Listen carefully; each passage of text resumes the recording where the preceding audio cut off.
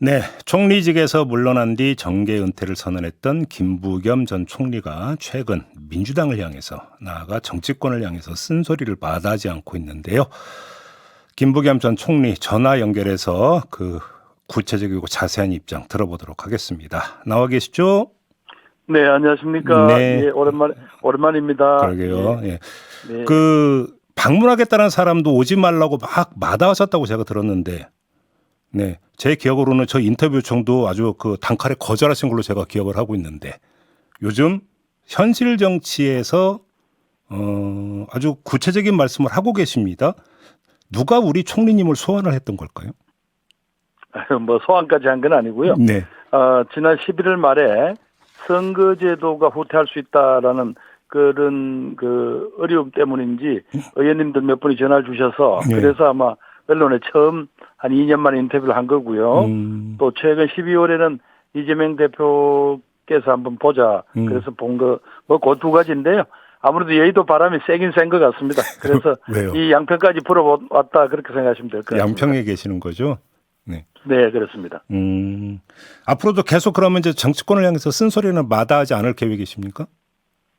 그래서 뭐 저도 생활에 있으니까 늘 쓴소리만 할 수는 없고요. 예. 하여튼 뭐 조금 중요한 고비 때 누군가 얘기를 해야 된다면 또 해야 되지 않겠나 뭐 그런 생각을 하고 있습니다. 예. 알겠습니다. 좀 하나하나 좀 여쭤볼게요. 그동안 이제 그 민주당의 통합을 많이 강조를 해오셨잖아요. 네, 근데 그렇습니다. 야당의 힘이죠. 통합이. 결과적으로는 이낙연 전 대표도 탈당을 했고 원칙과 그 상식 소속 3명의 의원도 탈당을 했습니다. 결국은 분열로 귀결이 된 거 아니겠습니까? 어떻게 받아들이십니까? 이 현상. 그래서 이제 그렇게 이러는 과정 자체가 네. 큰 상처가 되어서 소위 회복할 수 없는 그런 분열로 가면 이건 정말 비극이거든요. 그래서 어떻게든 간에 좀 이 소위 이제 봉합을 하고 그다음 나아가서 화학적 통합을 하려고 뭐 노력을 했습니다만 현재의 결과는 성공하지 못했습니다. 네. 그럼에도 불구하고 야권이라는 그 전체는 어떤 공동의 가치와 또 목표가 있지 않습니까? 네네네. 그래서 항상 어떤 그런 기회를 이렇게 외면하지 말아야 한다.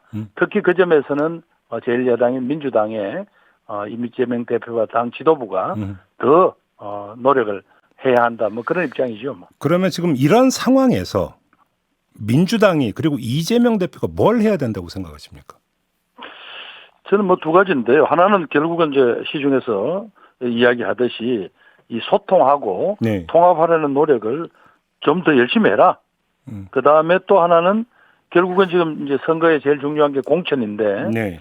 공천 과정에서 어떤 투명성, 공정성, 뭐 또 국민의 눈높이 이런 기준에 따라서 납득할 만한 어떤 그런 이 절차를 진행해라. 네. 결국 그 두 가지가 되겠죠. 뭐. 아, 그래요? 근데 어제 이재명 대표가 기자 간담회를 가졌는데 여기서 예. 이제 뭐 기자들이 이 공천의 공정성 문제를 이제 질문을 했어요. 예. 그래서 친명 공천으로 기우는 거 아니냐라는 요지의 질문을 했더니 이재명 대표가 아주 단호하게 그러니까 부정을 했다고 하는데 이건 어떻게 평가하십니까? 그래서 뭐 저는 맥락을 모르니까 네. 함부로 폄하할 수는 없지만 지금까지 이른바 예비후보 검증위원회라는 과정을 통해서 예. 조금 납득하기 어려운 그런 조처가 있었잖아요.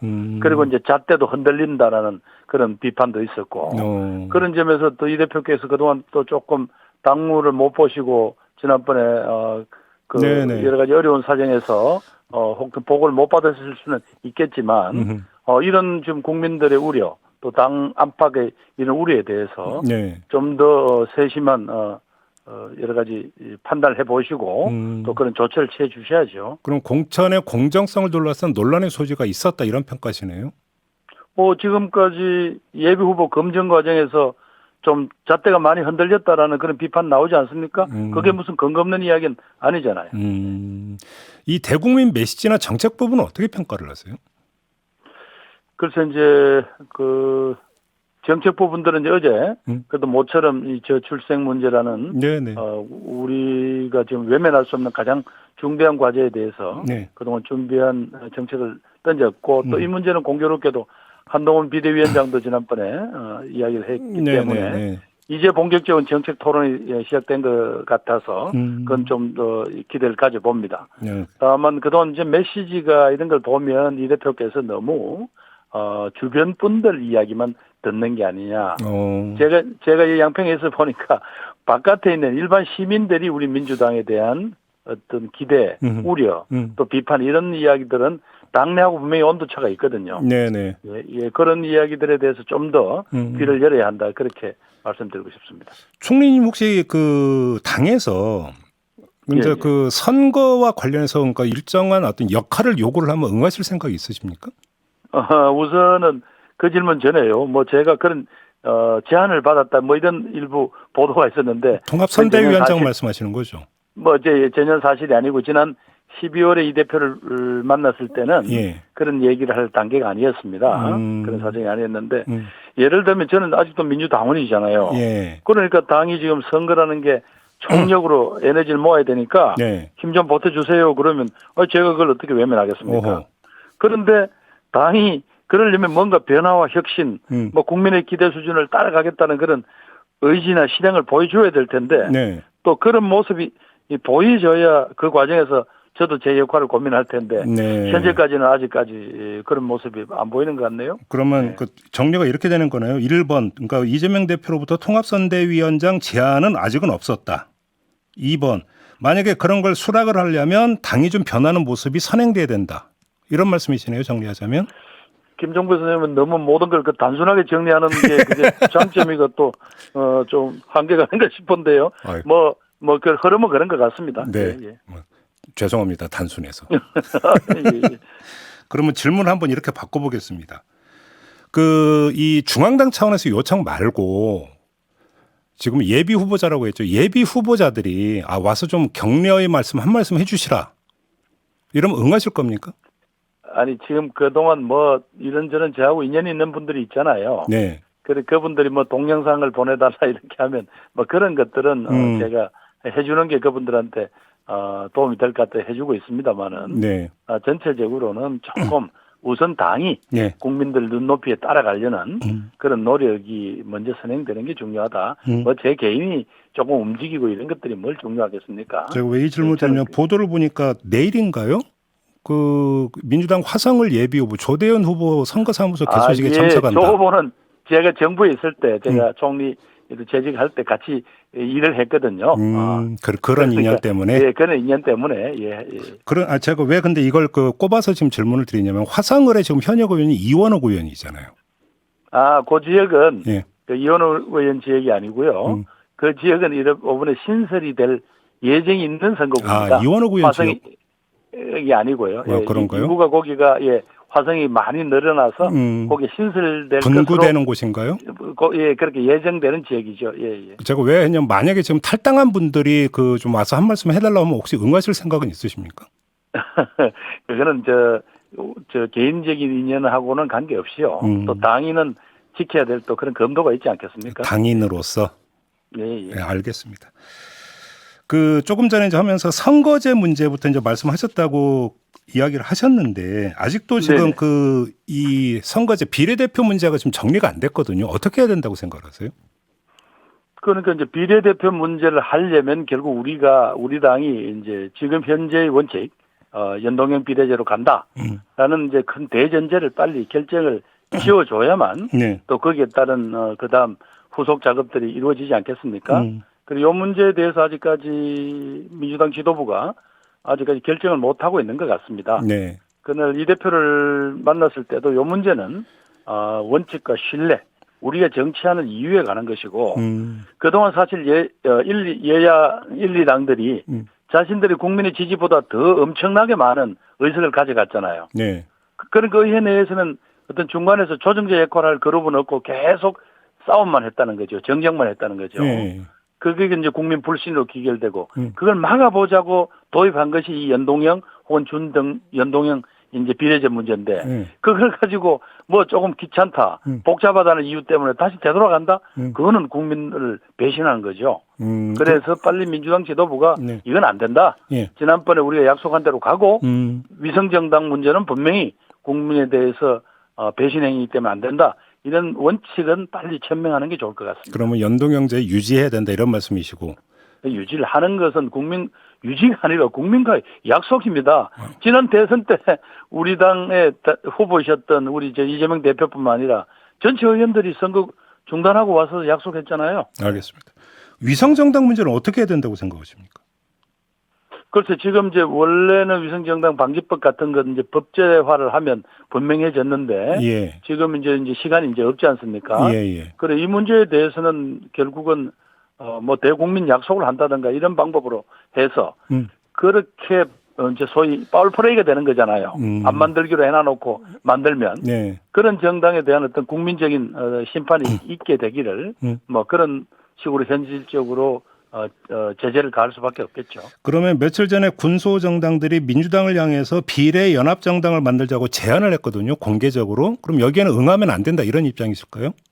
글쎄 내가 구체적인 내용을 모르겠습니다만 예. 결국은 요 부분의 핵심은 네. 현행 이 준연동제를 유지하면서 그러면서 위성정당을 방지하는 것이 민주당이 국민에게 약속한 원칙과 신뢰 요 원칙은 빨리 지키고 네. 예, 나머지 문제에 대해서는 뭐 당의 실무 라인도 있고 하니까 거기서 판단해야 되겠죠. 예. 그래요.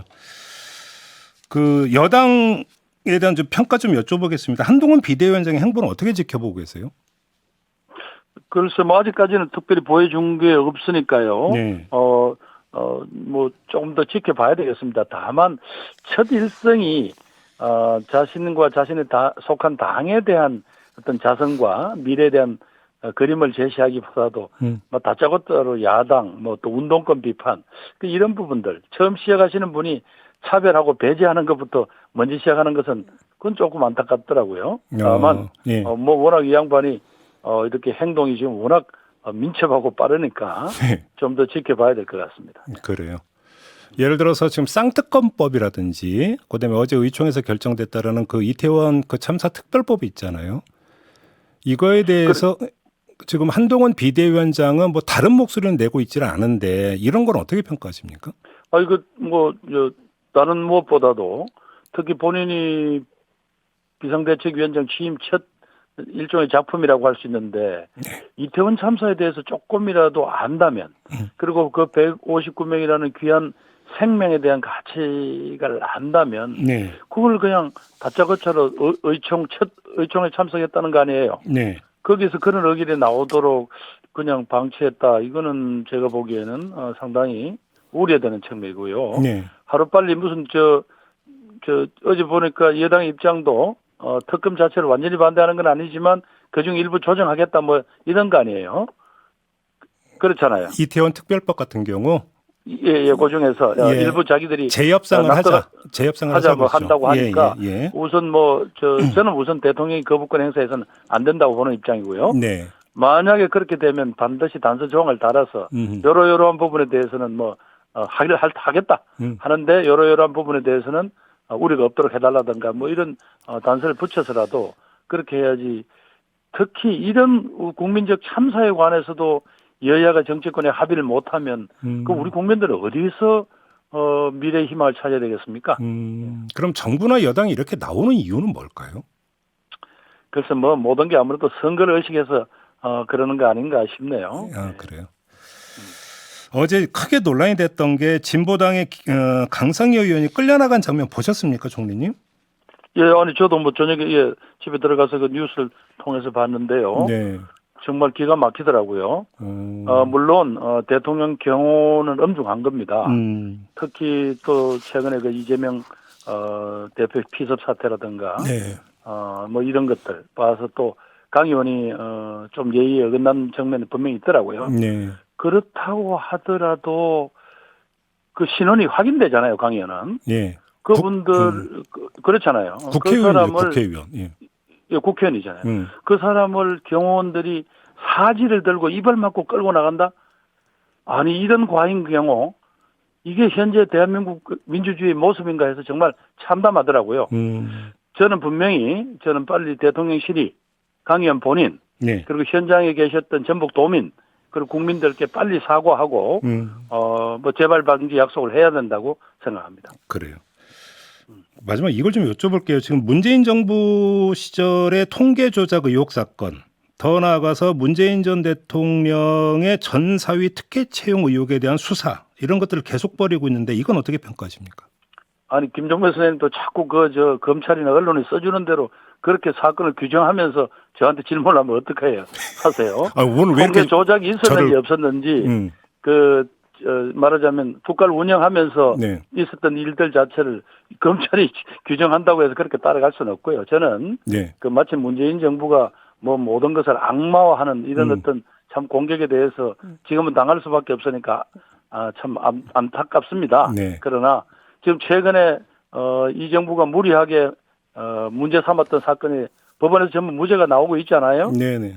그래서 저는 그런 어떤 참 그때까지 당할 많은 고통들을 생각하면 그분들한테 안타깝지만 저도 분명히 앞으로 언론들이 양쪽 입장을 말하자면 같은 비중을 가지고 이 양쪽 입장을 다뤄주셨으면 좋겠습니다. 네. 그래서 국민들이 어떤 잘못된 부당한 편견을 갖지 않도록 네. 좀 도와달라고 말씀드리고 싶네요. 알겠습니다. 조금 전에 저는 의혹 사건이라고 표현했다는 점을 좀 환기시켜드리면서 그렇습니까? 죄송합니다. 네. 구박을 많이 당했던 인터뷰를 마무리하도록 하겠습니다. 고맙습니다, 총리님. 제가 집에 구박 드릴 생각은 없었습니다. 고맙습니다. 김부겸 전 감사합니다. 총리와 함께했습니다.